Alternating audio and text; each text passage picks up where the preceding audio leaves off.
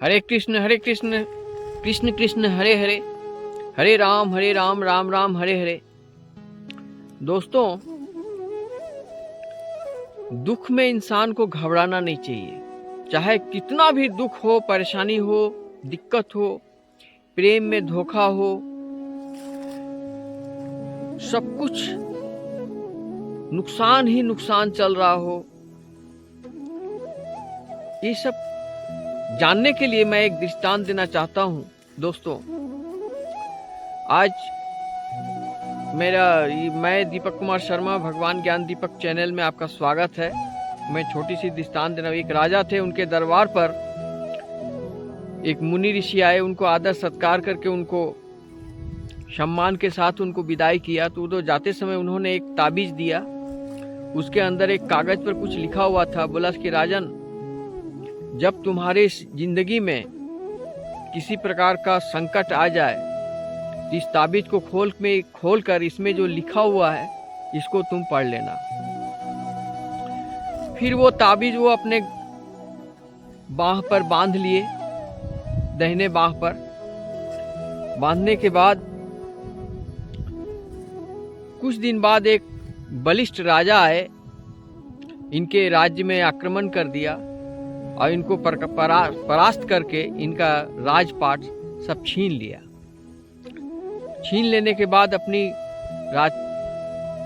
पुत्रियां और रानी को लेकर ये अपने राज से निकलकर जा रहे थे। जाते जाते जंगल मिला। उस जंगल के पास में एक जगह पड़ाव किए तो उनको याद आई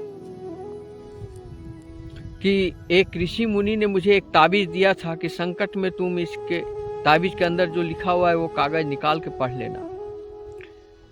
तो तब राजन क्या किए, वो बाह में जो दाहिने बाह में जो बांधे हुए थे वो ताबीज निकाल कर उन्होंने पढ़ा। उसमें जो लिखा हुआ था, ये वक्त गुजर जाएगा, यही लिखा था। तो उनको लगा कि ये वक्त गुजर जाएगा, यानी एक हिम्मत जगा। और फिर वो अपने कुछ लोगों के साथ तैयारी के साथ फिर उस अपने राज पर जो पराजित हुए थे जिस राजे से, उस राजा पर आक्रमण कर दिए। आक्रमण करने के बाद उनकी जीत हुई और फिर वो अपना राजपाट चलाने लगे। तो दोस्तों, मेरा कहने का मतलब ये है कि जो भी आपके साथ हुआ, बुरा हो रहा है, वो एक दिन गुजर जाएगा और एक अच्छा दिन भी आ सकता है। लेकिन इसके लिए आपको 3 चीज रखना होगा। धैर्य रखना होगा, आत्मबल और चरित्र बनाए रखें, घबराए नहीं। और धैर्य का मतलब क्या होता है? सुख में हंसो मत, दुख में रो मत। श्री कृष्ण अर्जुन विषाद योग में श्री कृष्ण अर्जुन को बताते हैं कि कर्म ही धर्म है, कर्म ही पूजा है और कर्म ही सब कुछ है। जैसा कर्म करोगे वैसा ही फल मिलेगा। मैं जो आज दुखी हूं, इसका भी कारण मैं ही हूं। मैं आज जो सुखी हूं, इसका भी कारण मैं ही हूं। दुख में घबराना नहीं चाहिए दोस्तों। तो उन्होंने कर्म के बारे में जो बताया, तो किस प्रकार का कर्म, निस्वार्थ भावना, निष्काम भावना, स्वार्थ से परे जो कर्म होते हैं वही सत्य कर्म होते हैं। इसमें भी 4 मूल तत्व हैं। पहला, दया। दया करें जीवों पर। दया के बिना कोई पूजा पाठ, कोई धर्म, कोई यज्ञ सफल नहीं हो सकते हैं। दूसरा है सत्य। सत्य के बिना कोई पूजा पाठ संपन्न नहीं हो सकते हैं। सत्य विचार, सत्य सोच, सत्य समझदारी, सत्य संगत ही आपका परित्राण का मूल कारण बनेगा दोस्तों। तीसरा है भक्ति। भक्ति के बिना पूजा पाठ असंभव है। भक्ति करते ही आपके मन से लोभ, क्रोध, मोह धीरे धीरे गायब होने लगते हैं। लोभ का नाश करना है तो दान करें, भक्ति करें। क्रोध का नाश करना है तो श्रद्धा करें, भक्ति करें। मोह का त्याग करना है तो भक्ति करें, परमात्मा पर भक्ति करें।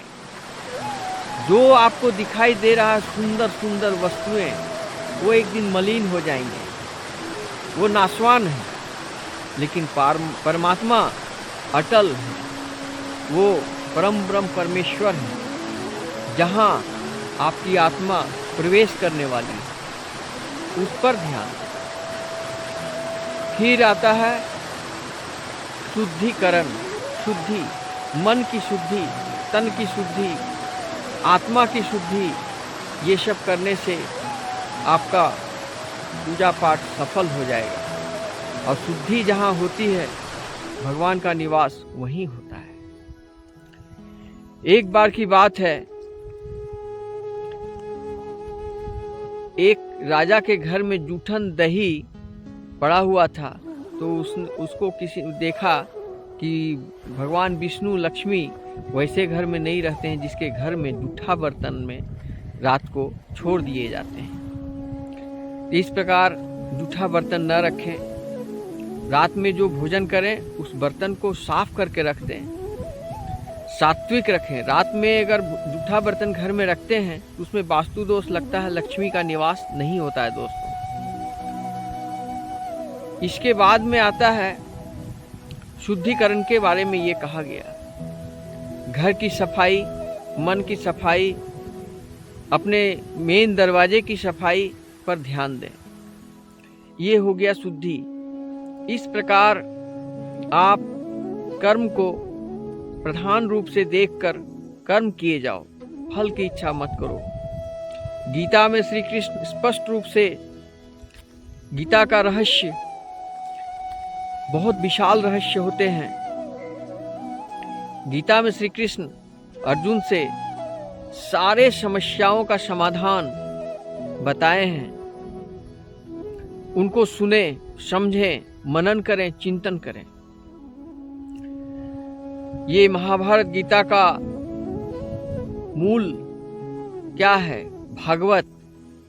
भ से भक्ति, ग से ज्ञान, व से वैराग्य और त से त्याग। और गीता का मतलब होता है गाना, सिंगिंग, गीत। तो वही भक्ति, वैराग्य, त्याग का ही मूल जड़ होता है। आत्मा में ये करें। आत्मा में ईर्ष्या, क्रोध, घृणा का त्याग कर दें।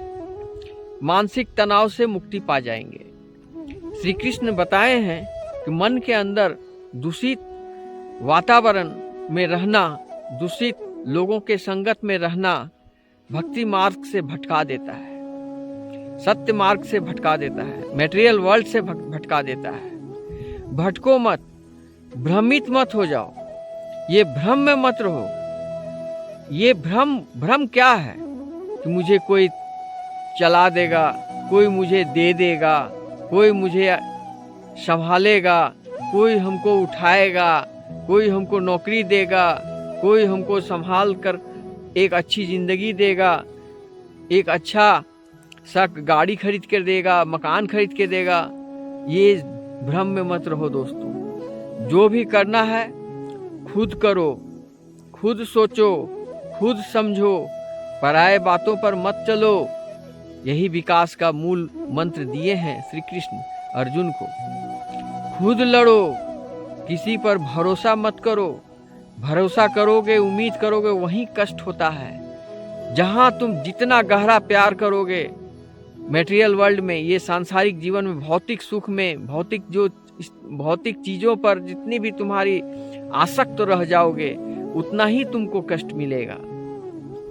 दोस्तों, किसी का मोहताज मत हो जाओ। मोहताज होने पर वो तुम्हारा एक्सप्लॉइट करेगा। किसी पर आश्रित मत हो जाओ। तुम ऐसा कुछ करो कि लोग तुम पर आश्रित हो जाएं, मजबूर हो जाएं। तुम्हारे बिना फैक्ट्री बंद हो जाएगी। तुम नहीं आओगे तो फैक्ट्री बंद हो जाएगी। इतना तुम्हारे अंदर टैलेंट है। सब कोई तुमको चाहेगा। वो कब आएगा जो मेरा फैक्ट्री चलेगा। वो काम जो कर सकता है वो कोई दूसरा मिस्त्री नहीं कर सकता है। इस तरह मैंने कारखाना में मैंने एक से एक वर्कर को देखा है। मैं खुद एक माइनिंग इंजीनियर था, मैंने अपने वर्कर में देखा एक से एक वर्कर थे जो काम करने में एक्सपर्ट थे। वो जो कर लेता था वो दूसरा नहीं कर पाता था, तो हम लोग उसको क्या दास बनाएंगे, हम लोग उसी का दास बन गए थे। हम ही लोग उसको खुशामद करते थे कि बाबू आ जाओ काम करो। उसके लिए गाड़ियां भेज दिया करते थे, हम लोग ओवर टाइम देते थे, अधिक सैलरी देते थे। हम लोग उसी का अधीन हो गए थे। अर्थात मेरा कहने का मतलब फैक्ट्री में जो कारखाना में जो काम करने वाले मजदूर हैं, एक एक मजदूर इतना मजबूत होते हैं, इतना टैलेंट होते हैं, उस टैलेंट का करिश्मा है। और उसी फैक्ट्री में जो लोग काम कर नहीं पाते हैं, काम करना जानते नहीं हैं, सीखते नहीं हैं, आलस्य से भरपूर रहते हैं, हम लोग वैसे मजदूर का सैलरी भी काट लेते थे, उनको डिसमिस करके उसको हटा भी देते थे। वो आप दुखों के साये में चले जाते थे। उनके परिवार दुख भरी जिंदगी जीते थे, एक भी अरमान उनके पूरे नहीं होते थे, जिसका कारण वो तो स्वयं खुद था। अब वो किसी को दोष देगा, भगवान का दोष देगा, किसी का दोष देगा। इसीलिए तुलसीदास जी लिखे हैं कि सकल पदार्थ ही जग माही, कर्महीन नर पावत नाही। जो कर्महीन होते हैं उनको उसके लिए संसार में कहीं कुछ नहीं है। सकल पदार्थ यहाँ पर है, लेकिन किसके लिए है? जो कर्महीन नहीं है। जिसका कर्म अच्छा है उसके लिए सकल पदार्थ मौजूद है, जो चाहेगा वही होगा। जो नहीं है लोन मिल जाएगा, कर्ज मिल जाएगा, कोई भी हेल्प कर देगा, करने के बाद वो काम अपना वो कर लेगा, उसका काम रुकेगा नहीं। लेकिन जो कर्महीन लोग हैं, आलसी लोग हैं, उनको कोई मदद करने वाला नहीं है, कोई देने वाला नहीं है, क्योंकि जानता है कि इसके पास जो देंगे वो डूब जाएगा, वापस आएगा नहीं। ये जो भी बोलता है झूठ बोलता है, तरह तरह का बहाना बनाकर झूठ बोलकर लोगों से पैसा लेता है। लेने के बाद वो संभल नहीं पाता है, पैसा भी सही जगह लगा नहीं पाता है। मूर्खता है, मूर्ख के पास तीन सामान नहीं रुकती है। वो क्या क्या? कमाया हुआ धन, पैतृक संपत्ति जिसको कहते हैं, वो नहीं रुकता है। चमकता हुआ सोना नहीं रुकता है। सुंदर नारी उनके पास नहीं रुकता है। ये मूर्ख का पहचान है। मूर्ख भागवत गीता का अध्ययन नहीं कर सकते हैं, नहीं वो सुन सकते हैं, ना ही वो उस जगह पर जा सकते हैं। उनके तामसिक विचारों ने, तामसिक भोजन खा खा कर और सत्संग नहीं पाकर वो भटकी हुई जिंदगी जीते हैं। लेकिन श्री कृष्ण गीता में अर्जुन से बोले हैं कि ऐसे भी ऐसे घिनौने से घिनौने लोग भी अगर भागवत गीता का पाठ करने शरण में आते हैं तो एको घड़ी आधो में पुण्याद सुनते हैं तो उनका भवसागर पार हो जाता है। और उनका इस प्रकार अजामिल बोलकर एक व्यक्ति थे जो महापापी थे, तो उनका पत्नी बड़ा धर्मात्मा थी। तो एक ऋषि मुनि आए थे, तो उनका सत्कार करने के बाद में वो बोले कि तुम्हारा कुछ दान दे सकती हो?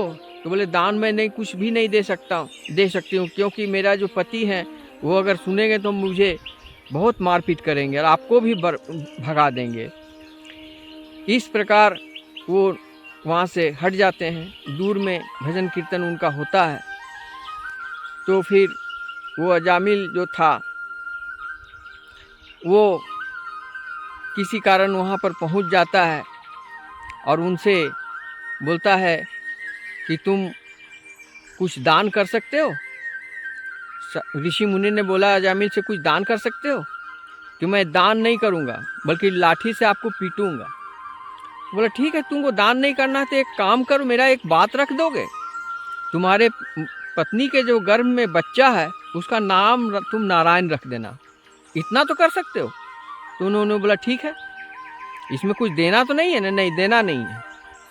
तो वो नारायण राम रख दिया। फिर क्या था, वो नारायण नारायण जपते जपते जब भी प्यास लगती, नारायण पानी दो, कपड़े चाहिए, नारायण कपड़े दो, नारायण हमको ये करो, नारायण हमको वो करो। इस तरह करते करते जब उसका मृत्यु का समय आया तो वो नारायण को पुकारा। पुकारने के बाद वो मर गया। यमराज के जमदूत लोग आए थे लेने के लिए, तो उसी समय उनको श्री विष्णु भगवान के दूत भी आए। बोले कि नहीं, ये नारायण का नाम लिया है, इसलिए इसको जमलोक नहीं जाएगा, इसको बैकुंठ में स्थान मिलेगा, और मिला भी। तो दोस्तों, अजामिल जैसा पापी दुराचारी का भी मुक्ति मिला। जो भी व्यक्ति मरते समय भगवान का नाम ले लेता है, श्री राम का नाम ले लेता है, नारायण का नाम ले लेता है, तो उनको मुक्ति मिल जाती है। मुक्ति का साधन एक ही है, श्री कृष्ण परमेश्वर, परम ब्रह्म परमेश्वर श्री कृष्ण गिरधर गोपाल ही है। सभी देवों में है। मैं ये नहीं कहता कि आप सिर्फ श्री कृष्ण भगवान को पूजन करें। आपको जिस व्यक्ति, जिस देवता से पूजन करने में आपको विश्वास है, आप उसी देवता को करें। श्री कृष्ण कहते हैं कि देवों में देव महादेव मैं ही हूँ, और वृक्षों में पीपल मैं ही हूँ, गाय में कामधेनु गाय मैं ही हूँ, और देवों के देव सभी जीवों में मैं ही हूँ, ब्रह्मांड में मैं ही हूँ, सुख में दुख में पाप में पुण्य में सब सर्वत्र मैं ही हूँ। तो इसलिए दोस्तों, जिस रास्ते में आप पूजा करेंगे, जहाँ भी पूजा करेंगे, आप श्री कृष्ण को ही पाएंगे। और अंत में मुक्ति का एकमात्र साधन यही है, श्री परमात्मा में ध्यान लगा दो, इस मन को, आत्मा को परमात्मा में मिला दो। इस झूठी मोह में मत पड़ो, किसी का मोहताज होकर मत जियो, किसी पर आशा भरोसा उम्मीद मत रखो।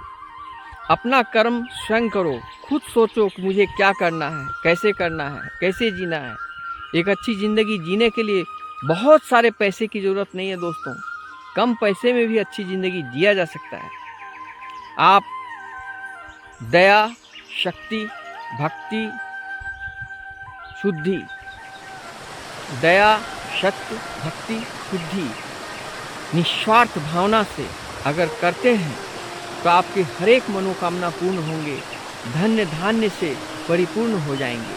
और एक बात है दोस्तों, लक्ष्मी के रूप में रुपया पैसा होता है। रुपये पैसे को जब भी आपके पास आते हैं उसका मिसयूज़ मत करें, उसका सही प्रयोग करें। चावल दाल आलू हरा सब्जी फल खरीदें, नॉन वेज मत खरीदें और नॉन वेज मत खाएं, न किसी को खाने दें। ये महापाप है। जब तक आप नॉन वेज त्याग नहीं करोगे तब तक भगवत गीता का ज्ञान का अधिकारी आप नहीं हो पाएंगे, सत्य से आप वंचित रह जाएंगे, और शरीर में नाना प्रकार के कष्ट, रोग, विघ्न और पापों से ग्रसित होकर अंत में नरकवास होगा आपको। इसलिए नरक जीवन देखना है तो अस्पताल में जाकर देखिए। अस्पताल में नरक दिखाई देता है। मैंने प्रत्येक हॉस्पिटल में देखा हूँ, सेंट्रल हॉस्पिटल, सदर हॉस्पिटल, सीएमसी हॉस्पिटल, सब जगह देखा हूँ लोगों को पाप से किस प्रकार ग्रसित होकर भोग रहे हैं, और सारा धन जो पाप के तरीके से कमाए थे वो सारा धन किस प्रकार निकलते जा रहा है, और राहु जिस तरह खा जाता है समस्त धन दौलत को, उस प्रकार वहाँ राहु के तरह सारा धन दौलत फटाफट फटाफट फटाफट आपका बैंक बैलेंस खाली कर देता है। कोई इंस्टॉलमेंट नहीं दे पाएंगे, कोई इसका भरपाई नहीं कर पाएंगे, ना ही कोई भी वापस। कुछ तो ऐसे भी होते हैं कि डेड बॉडी ले जाने के लिए पैसे नहीं होते हैं, उतना दूर से लोग अपना डेड बॉडी नहीं ले जा सकते। बांग्लादेश से जो मरीज आते हैं वो अपना डेड बॉडी ले जाने में उनको 5 लाख रुपया खर्च होता है। जो उनके पास नहीं होता है तो फिर उसका यहीं पर अंतिम क्रियाकर्म किया जाता है। तो दोस्तों, मेरा आपसे निवेदन है कि परमात्मा में आओ, सात्विक जीवन में आओ, सत्संग में आ जाओ। चाहे आप जिस देवता का पुजारी हो, जिस देवता पर विश्वास करते हो, उसी देवता को लेकर उसी परमात्मा के साथ शरण में आ जाओ, और एक घड़ी आधों में पुण्याद भजन करो, कीर्तन करो। हरे राम राम राम हरे हरे, हरे कृष्ण कृष्ण कृष्ण हरे हरे का जाप करो, सुबह शाम करो, जब मौका मिले तब करो, शुद्ध विचार से रहो और जो भी करना है उसको गोपनीयता से करो। किसी को कुछ बताओ मत कि मुझे क्या करना है। खुद पर चलो, खुद पर भरोसा करो, खुद पर विश्वास करो, खुद से प्यार करो, खुद से अपने आप को संभालो, खुद से मोहब्बत करो, खुद से, किसी और से नहीं। जितने भी तुम्हारे आंखों के सामने दिखाई दे रहे हैं, माँ बाप भाई बहन दोस्त बंधु यार, सब मतलबी हैं, सारी दुनिया मतलबी है। ये बात को ज्ञान तुमको गीता में ही ये भ्रम टूट जाएगा। गीता का ज्ञान पढ़ोगे तुमको इस बात का ज्ञान होगा, ध्यान होगा, समझ में होगा कि मिथ्या हम कहाँ भटक रहे थे। जिन लोगों के लिए मैंने अपना जान देता था, समय देता था, सब समय उन पर आश्रित रहता था, आसक्त रहता था, उनके सुख दुख में खड़े रहते थे, आज उसको पलटने में एक क्षण भी नहीं लगता है। दुख जब आती है लोगों के सामने तो उसमें घबराना नहीं, वो एक शिक्षा देकर जरूर जाती है। और प्यार मोहब्बत जो भी है वो सांसारिक जीवन में सब मतलबी है। ये प्यार मोहब्बत तो है ही नहीं। अगर प्यार ही करना है, मोहब्बत ही करना है तो परमात्मा से करो, जो स्थायी है, जो अटल है, वो कभी नाशवान नहीं है।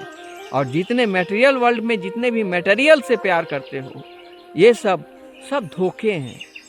इसका ज्ञान गीता में है और गीता में मैंने पढ़ा समझा और मैं टूटी फूटी भाषा में दोस्तों मैं अपने दोस्तों को शेयर करना चाहता हूँ कि इस भ्रम में मत रहो, भ्रम को तोड़ो, लोभ को नष्ट कर दो, क्रोध मोह को नष्ट करो, दान करो, धर्म करो, भक्ति करो, श्रद्धा करो, विश्वास करो। देखना तुम्हारा जीवन बहुत सुंदर मिलेगा, बड़ा परम आनंद में जियोगे। सारे दुख का कारण होता है लोभ, सारे दुख का कारण होता है मोह, सारे दुखों का कारण होता है किसी पर आसक्त हो जाना, सारे दुखों का मूल कारण होता है किसी का मोहताज होके जीना, सारे दुखों का कारण होता है अभाव, सारे दुखों का कारण होता है कर्ज में डूब जाना, सारे दुखों का मूल कारण होता है बीमार ग्रस्त रहना। सिर्फ टॉक्सिक खाना खा खा के तुम जो शरीर को अंदर जो बीमार कर लिए हो, इससे मुक्ति पाने के लिए सात्विक भोजन करो। सात्विक भोजन का मतलब क्या? दूध दही फल सब्जी भरपूर खाओ, चावल आटा गेहूं कम खाओ, उसका दुगना फल खाओ, उसका दुगना सब्जी खाओ, उसका दुगना पानी पियो, तभी तुम्हारा स्वास्थ्य बढ़िया रहेगा। और सारे भ्रम तोड़कर, सारे भ्रम को नाश करके परम ज्ञान में आ जाओ। और गंगा स्नान करके कोई शरीर का मैल तो धुल जाता है, लेकिन मन का मैल धुलने के लिए एक ही उपाय है, वो है गीता का ज्ञान। गीता का ज्ञान में आओ, गीता को पढ़ो, या कहीं पर कथा हो रहा है वहाँ सुनो। अगर संभव हो तो वृंदावन में आ जाओ, इस्कॉन मायापुर में आ जाओ, कोई भी धार्मिक मंदिर, बड़े बड़े मंदिर, वहाँ पर जो कथा होती है वो श्रवण करो। अगर श्रवण करने की शक्ति नहीं है, या वहाँ तक पहुँचने की शक्ति नहीं है, या किसी जॉब में व्यस्त हो रहते हो, तो घर में ही करो, लेकिन सात्विक विचार से करो। सबसे पहले झूठ, लोभ, क्रोध, मोह, ये सब शरीर से त्याग दो। ईर्ष्या, क्रोध, घृणा को त्यागो। इसके जगह पर शरीर में रखो, कसकर पकड़ो धैर्य, आत्मबल और चरित्र को कसकर पकड़ो। और अब किया गया अपमान और अपनी कमजोरी, मन की व्यथा किसी के पास शेयर मत करो दोस्तों, इससे कोई लाभ नहीं है। तुम्हारा सारा कहानी सुन लेगा लोग, पीछे तुम्हारा शिकायत करेगा, पीछे तुम्हारा ठट्ठा करेगा, हंसी करेगा, हंसी मजाक उड़ाएगा। इसलिए दोस्तों, ये गीता के अनुसार ये जो शिक्षा है, इसका परम शिक्षा में यही है कि ईर्ष्या, क्रोध, घृणा को त्याग कर दो, और जो अपनी कमजोरी, मन की व्यथा और किया गया अपमान किसी के पास शेयर मत करो। यही गीता का परम ज्ञान है। और आत्मबल, चरित्र और धैर्य को अटल बनाए रखो, और परमात्मा में दया, भक्ति, दया, सत्य, भक्ति, शुद्धि के साथ निस्वार्थ भावना में श्री गीता का अध्ययन करने के लिए आ जाओ, शरण ले लो और सुखमय जीवन का व्यतीत करो। इतना ही कहकर आज की कथा मैं यहीं समाप्त करता हूँ दोस्तों। हरे कृष्ण कृष्ण कृष्ण हरे हरे, हरे राम राम राम हरे हरे।